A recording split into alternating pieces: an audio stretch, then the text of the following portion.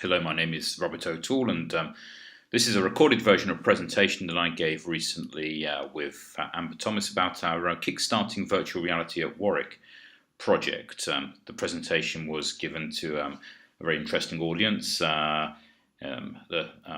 event to celebrate Warwick's partnership with Santander Universities, and Santander are funding this project. So I began the presentation by showing this trailer for a very impressive VR production. The producer for this was Catherine Allen, who a few years ago worked with us in the academic technology team when she was a student, and that work was funded by a bursary similar to the kinds of bursaries that Santander are now providing for students. So that was an interesting connection to talk about. Catherine is now independent virtual reality producer and one of Britain's leading experts on the creative, technical, and also the ethical side of this. So she's exploring ethical issues about how virtual reality gets used in all kinds of different contexts, and that's very interesting to us at Warwick. So this is quite a sophisticated, high-end production, and I used it to introduce, to talk about why we are doing this project, where the idea came from. Earlier in the year, I went to an exhibition at Sheffield University of virtual reality experiences and had a go at a few of them.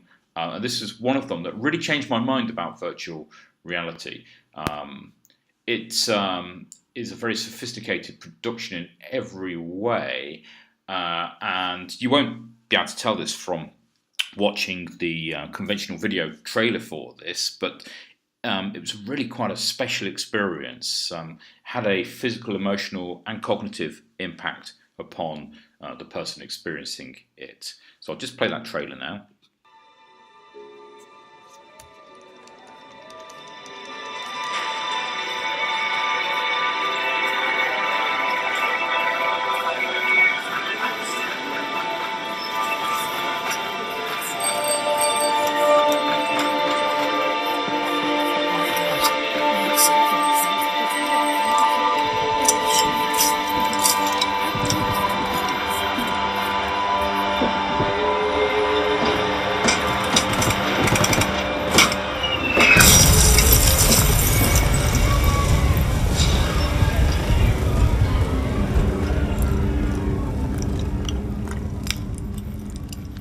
Much has been spoken and written over the years about the rising of 1916.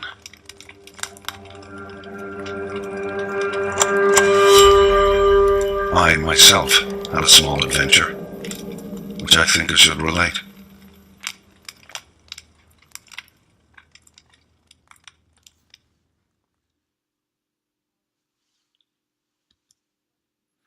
So that's very impressive in itself. Just as a video, it's very impressive, but the experience is quite amazing. And what I realised from that was that virtual reality can give us something really quite amazing.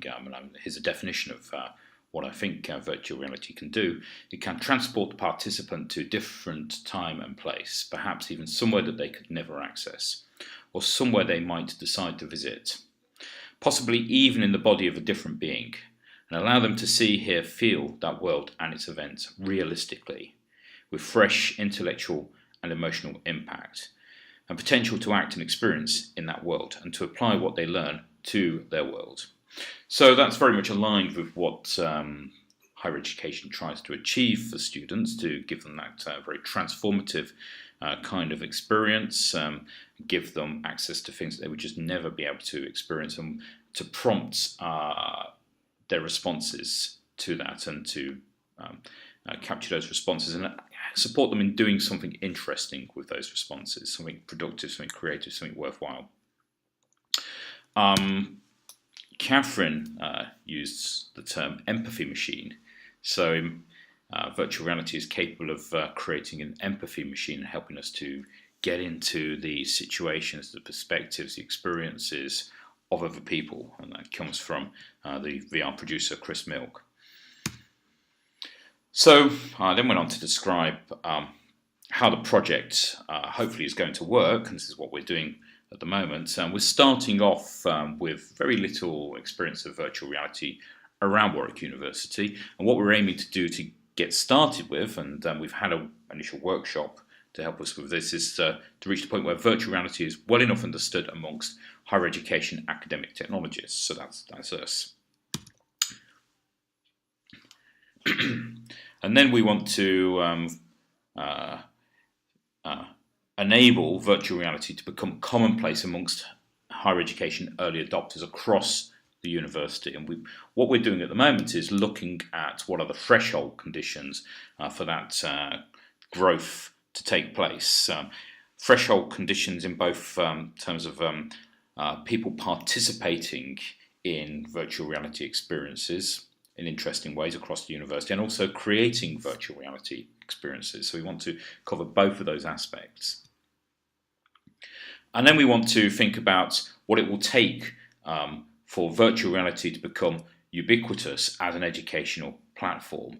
That doesn't mean that all education takes place in virtual reality. It's just that wherever virtual reality can be of use, then it will be used, and people are able to create VR experiences and use VR experiences in the classroom. However, we also need to keep an eye on what's happening in the wider world of virtual reality as it becomes ubiquitous as an entertainment platform, and how that may disrupt the use of VR in higher education, how that may bring along very suddenly platforms, technologies that we haven't predicted, that we don't know about. So we've got to keep an eye on that as well, because these guys are very much trying to get into the VR market and to control the direction in which technology and platforms and content production develops for their own purposes, which obviously is profit. Okay, so there's an interesting... something that was also being talked about at the Santander event was women into engineering, and there's some funding going into that very successfully.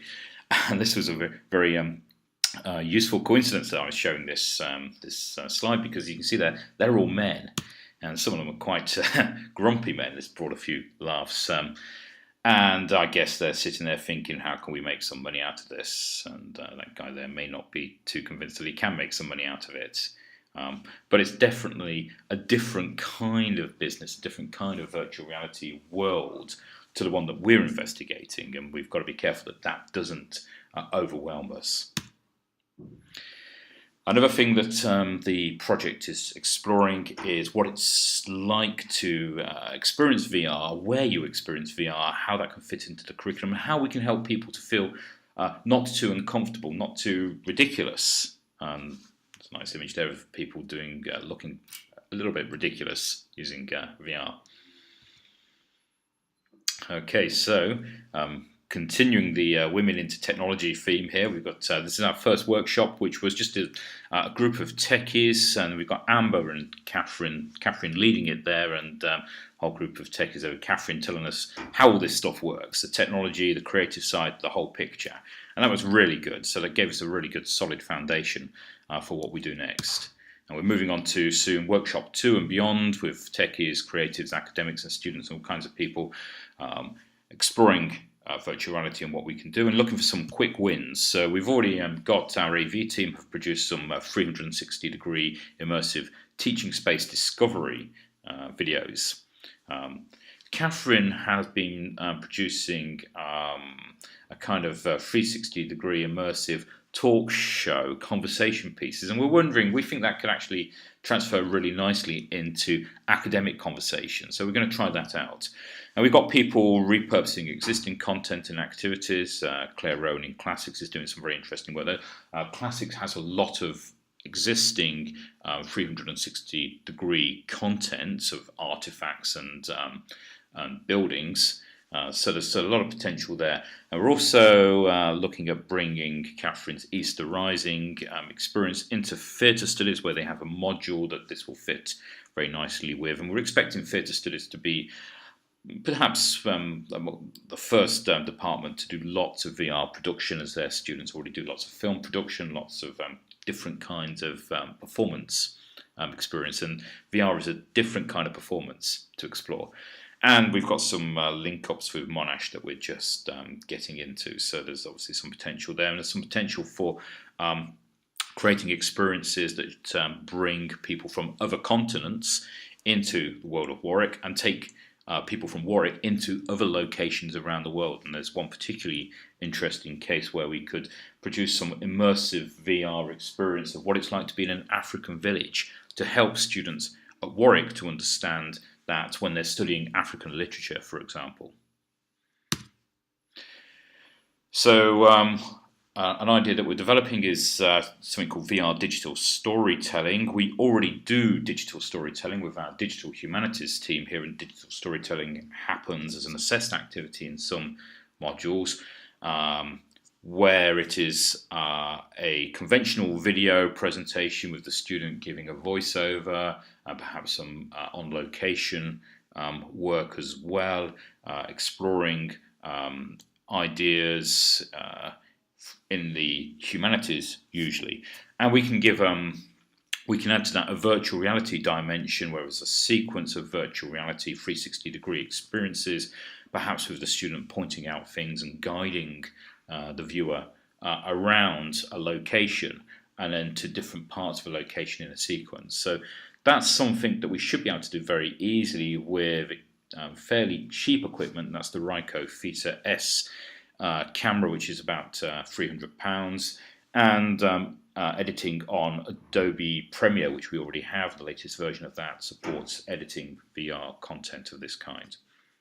Okay, so that's our starting point, and we're hoping to go much further than that.